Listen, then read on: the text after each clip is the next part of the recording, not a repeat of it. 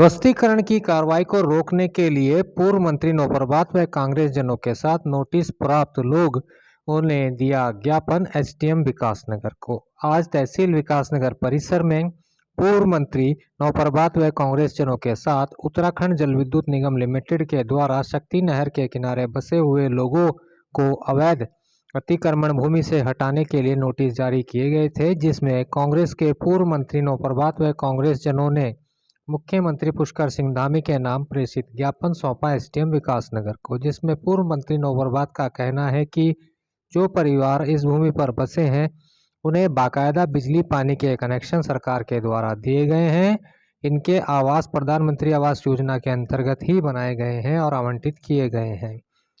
जिस प्रकार प्रदेश के देहरादून जिले में जहां मलिन बस्तियों को नियमितीकरण कर चिन्हित किया जा रहा है और प्रक्रिया चल रही है, इन्हें भी जिले के इन परिवारों को नियमितीकरण के दायरे में लाना चाहिए। साथ ही प्रशासन को इस प्रकरण में कोई भी कार्रवाई करने से पूर्व जो भी अंतिम बंदोबस्त हुआ था उसको संज्ञान में लेना चाहिए। कुछ परिवारों को, जिनकी संख्या सैकड़ों में है, नोटिस जारी किए गए हैं कि उनके मकानों पर नियमितीकरण कर दिया जाए।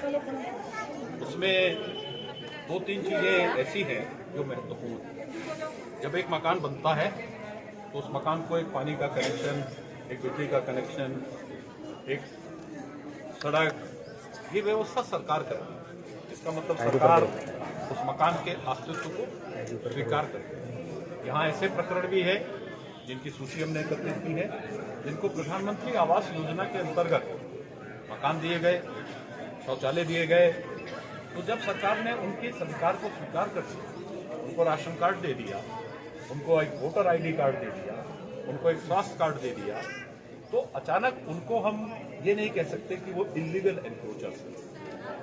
दूसरी एक समस्या और है, जो जल विद्युत निगम जिन नक्शों के आधार पर काम कर रहा है वो नक्शे बहुत पुराने हैं।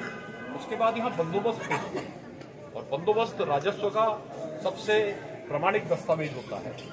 तो बंदोबस्त होने के बाद जो स्थिति है उस स्थिति का भी हमारे प्रशासन को जल विद्युत निगम के साथ मिलकर अध्ययन करना चाहिए। अभी माननीय सर्वोच्च न्यायालय ने हल्द्वानी के प्रकरण में जो आदेश दिए हैं वो आदेश भी बहुत स्पष्ट है कि पहले आप एक रिहेबिलिटेशन की नीति बनाइए। ये नीति बनाना राज्य सरकार का काम है। राज्य सरकार वो नीति बना ले, वो नीति हमारे यहाँ भी लागू हो, हम उसका स्वागत करें। जहाँ तक जल विद्युत निगम की जो परियोजना है जिसके लिए ये सब कार्रवाई करने का प्रयास किया जा रहा है, 69 करोड़ के करीब जिसकी लागत है, मैं उस परियोजना का भी स्वागत करता हूँ और उन अधिकारियों का ध्यान आकर्षित करता हूँ कि कालसी कोटी रोड पर अभी बहुत सारी ऐसी भूमि खाली पड़ी हुई है जिस भूमि का वो अपनी परियोजना के लिए प्रयोग कर सकते हैं और उन्हें जनहित में और राज्य के हित में इस काम को पहले कर लेना चाहिए। और यहाँ के प्रकरण की जांच राज्य सरकार की नीति निर्धारित होने के बाद की जानी चाहिए।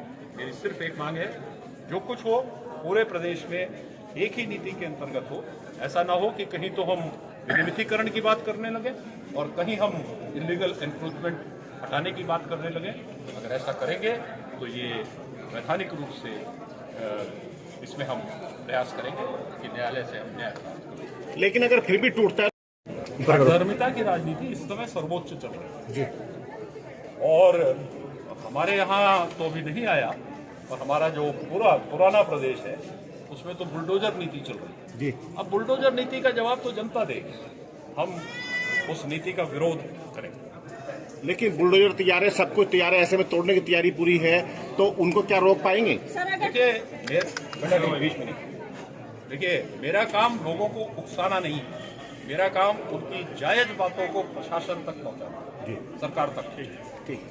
वहीं दूसरी ओर वैदिक मिशन के कार्यकर्ताओं ने जगदीश सैनी के नेतृत्व में एक ज्ञापन एसडीएम विकासनगर विनोद कुमार के माध्यम से मुख्यमंत्री के नाम प्रेषित किया, जिसमें उन्होंने कहा कि पूर्व मंत्री नौप्रभात अवैध अतिक्रमणकारियों के साथ आज तहसील विकासनगर में पहुंचे थे, जिसमें उनका कहना है कि इन्हें 11 मार्च तक का समय मिलने के बाद भी अतिक्रमण में हो रही देरी के चलते यह ज्ञापन दिया गया है।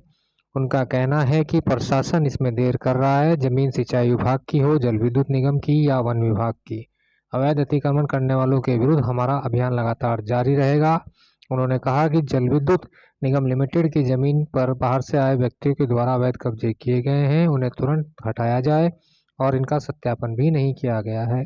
इन पर जल्द से जल्द यह कार्रवाई करते हुए अवैध अतिक्रमण को खाली कराया जाए। करना चाहिए। अगर प्रशासन जो है माननीय हाई कोर्ट के आदेश के बाद भी अपना काम नहीं कर पा रहा है तो इसके शासन प्रशासन की जो मंशा है उस पर प्रश्न चिन्ह लगता है।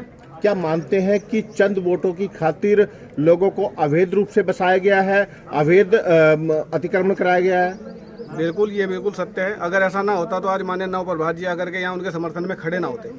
जो भी राजनीतिक लोगों ने उनके समर्थन में किसी भी प्रकार से समर्थन किया है और विभाग पर दबाव बनाया है, तो ये बात बिल्कुल सिद्ध करती है कि ये केवल वोट बैंक की राजनीति है और कुछ नहीं। जिस प्रकार से वहाँ कल से पूरी जेसीबी वगैरह आई हुई और पूरा जो है तामझाम के साथ, लेकिन किसके दबाव में ये कार्य रोका गया है?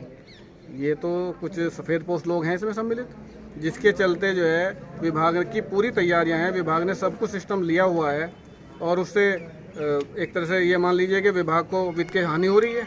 इसमें विपरीत कुछ नहीं है, हमारी तो प्रक्रिया है ये। हम तो शुरू से इस बात की मांग कर रहे हैं कि जो भी इस क्षेत्र में अवैध कब्जे हो रहे हैं, चाहे वो यूजेवीएनएल की भूमि पर हो, ग्राम समाज की भूमि पर हो, सिंचाई विभाग की भूमि पर हो, वन विभाग की भूमि पर हो या नदी श्रेणी या गोचर भूमि पर, किसी भी प्रकार की भूमि पर अगर अवैध कब्जा है तो वो हटाया जाना चाहिए। एक समाज का व्यक्ति तो पूरे जीवन मेहनत करने के बाद में बामुश्किल कहीं 2 बिस्सा जगह खरीद पाता है, तब वो कहीं घर बनाने की सोचेगा। और कुछ लोग बाहर से आए और वो आकर के जो है कहीं भी उन्होंने जो जगह देखी वहाँ बनाया और वो बस गए, तो ये तो एक गलत है ना।